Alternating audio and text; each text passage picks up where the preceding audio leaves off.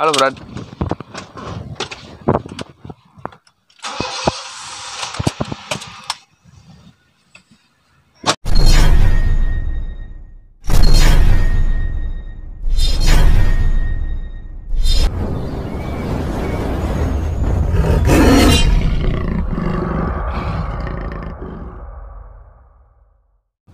Apa kabar teman-teman semua?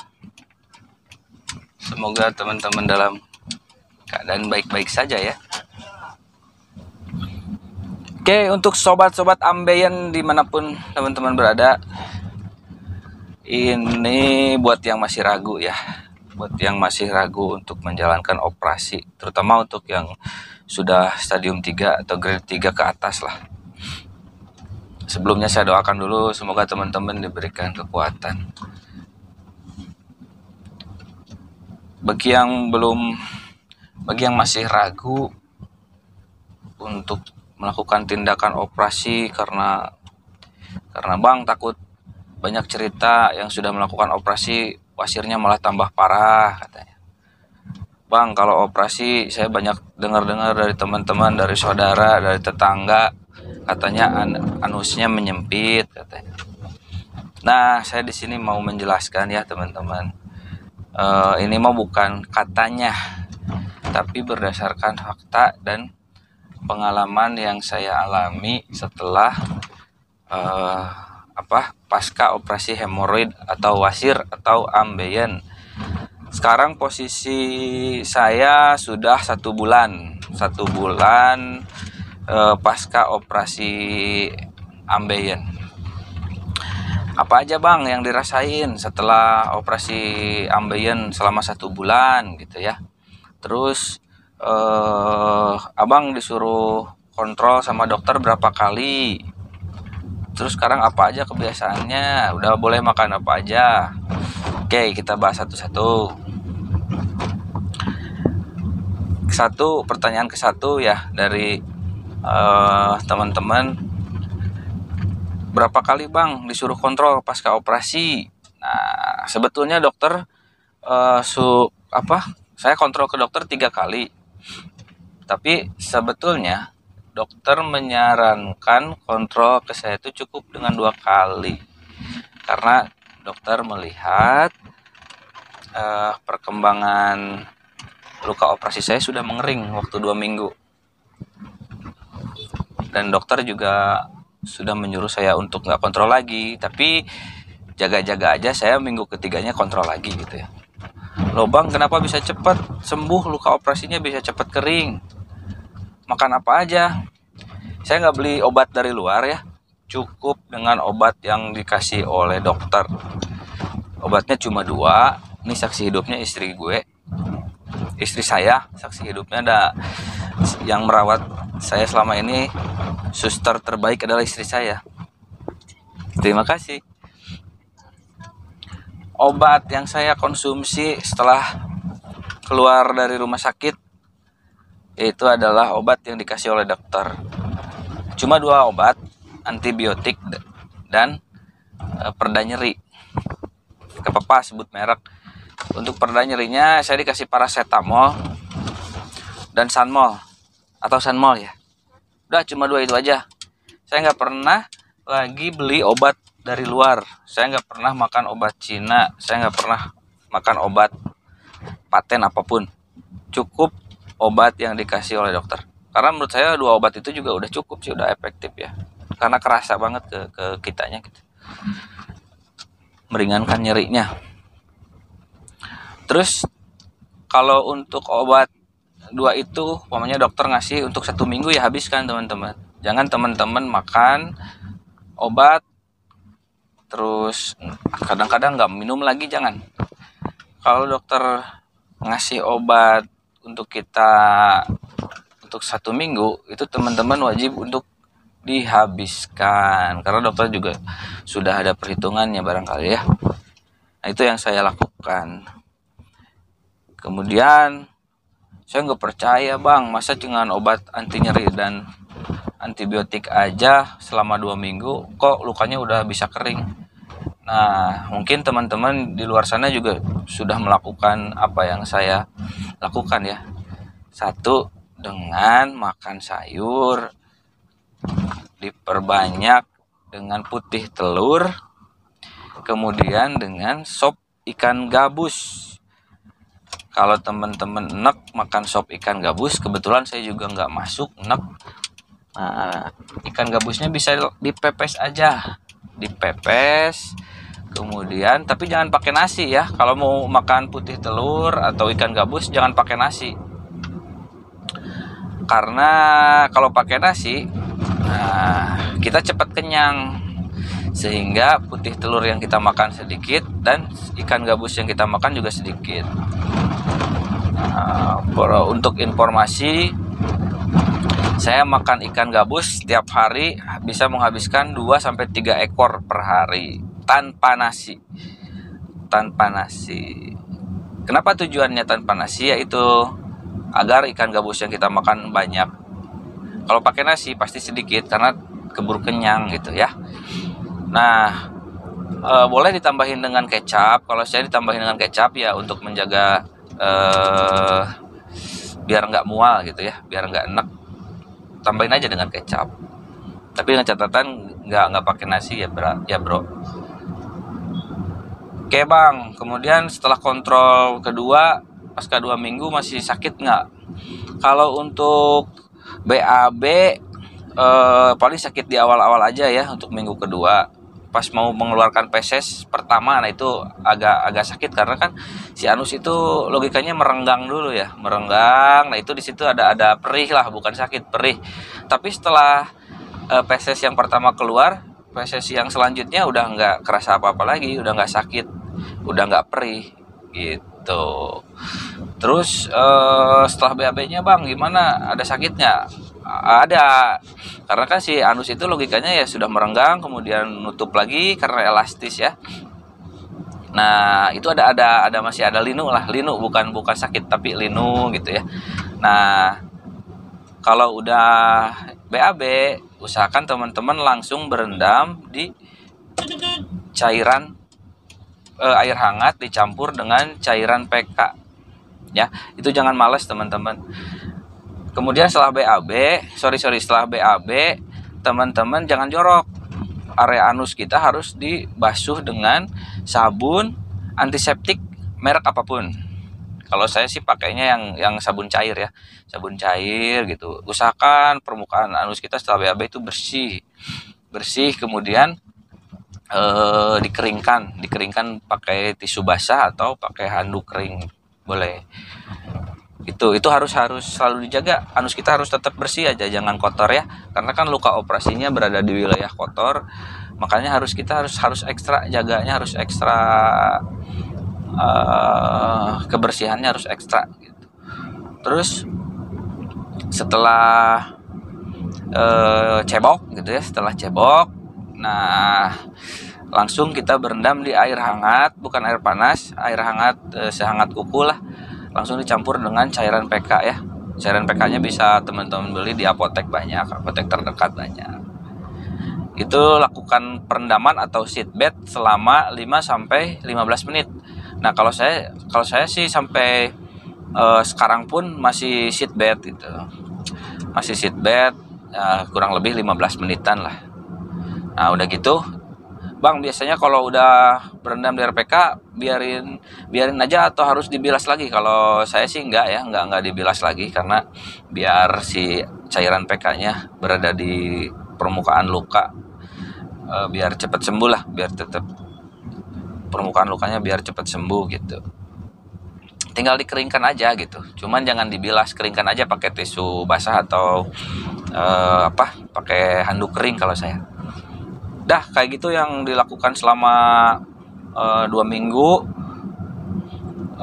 Berendamnya dilakukan 3 kali sehari bro ya. Nah itu yang saya lakukan. Begitu saya kontrol kedua ke dokter pun heran, dan lukanya udah kering dengan cepat gitu ya. Kemudian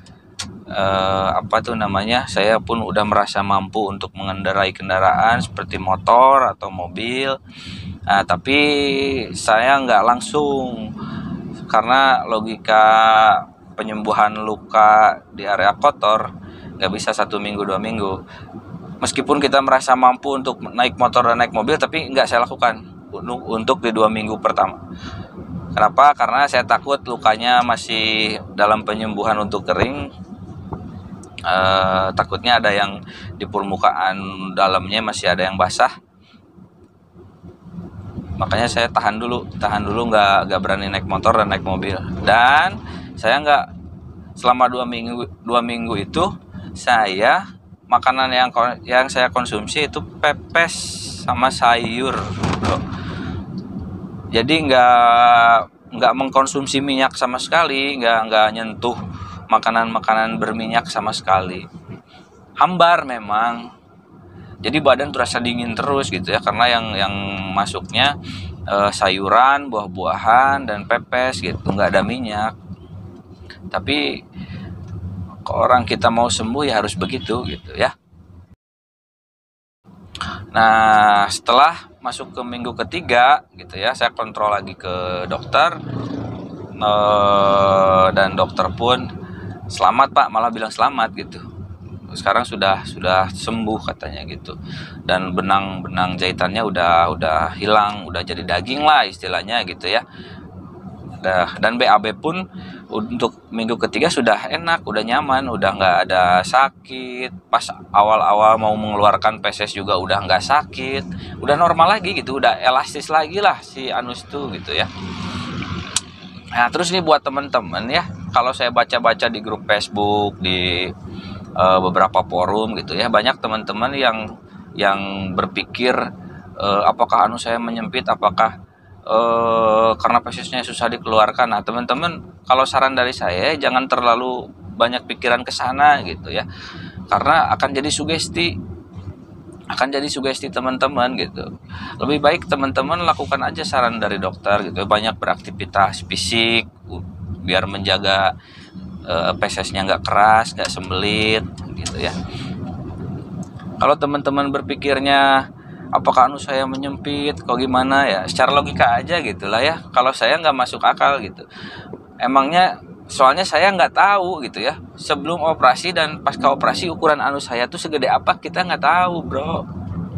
Makanya jangan punya pikiran ke sana gitu ya. Kecuali kalau teman-teman sebelum operasi diukur dulu tuh ukuran lubang anus. Emang kalian tahu gitu ukuran lubang anus kalian sebelum operasi itu segede apa gitu ya. Karena kan anus itu elastis. Ya, kalau dia lagi mengeluarkan feses yang besar, dia akan melebar. Nah, itu kalian teman-teman tahu nggak ukuran anus kalian segede apa gitu. Ya, makanya kalau saya emang nggak pernah kepikiran apakah anus menyempit atau apa, enggak. Yang saya pikirkan adalah gimana caranya saya harus buang air besar lancar setiap hari. Itu, bro. Kenapa?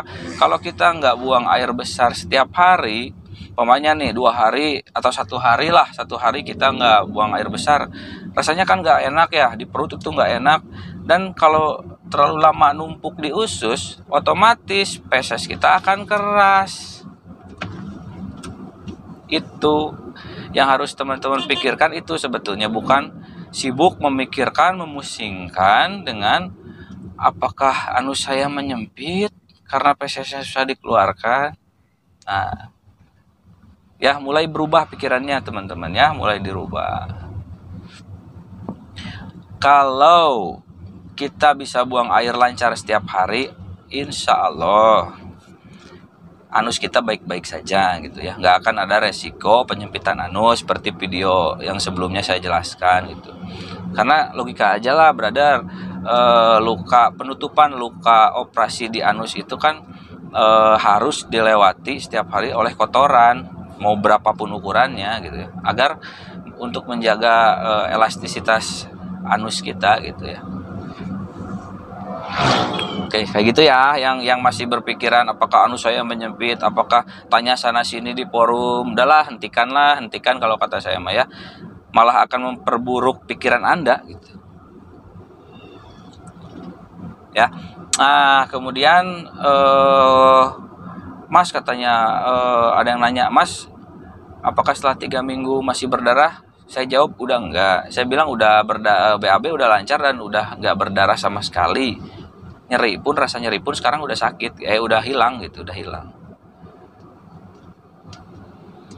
Dan apa aja yang bisa saya lakukan setelah 3 minggu, saya udah bisa kerja, tapi dengan porsi yang menurut kemampuan badan kita gitu ya, nggak terlalu berat, nggak terlalu lama duduk. Kalau sekarang maksimal 1 jam duduk, kita bangun dulu gitu, bangun untuk minum, banyakin minum aja ya. Nah, apalagi ya,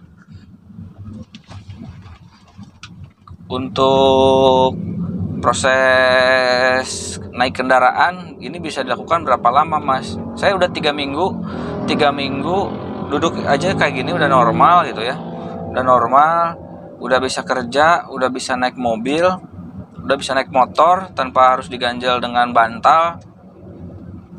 Ya udah 90% lah pasca 3 minggu operasi itu gitu. Apalagi sekarang gitu ya, kalau sekarang sih udah 100% kayaknya, karena udah 1 bulan nih, udah jalan 1 bulan pasca operasi, dan saya udah nggak merasakan gejala apapun sekarang, seperti balik normal kayak dulu lagi lah ya.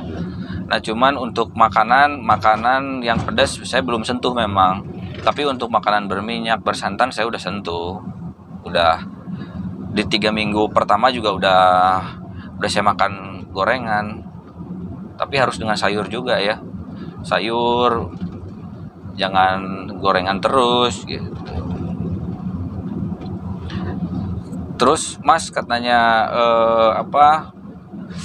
metodenya itu pakai konvensional ya? Ya, saya jawab ya, metode open atau metode konvensional dengan di cover oleh BPJS kayak gitu ya.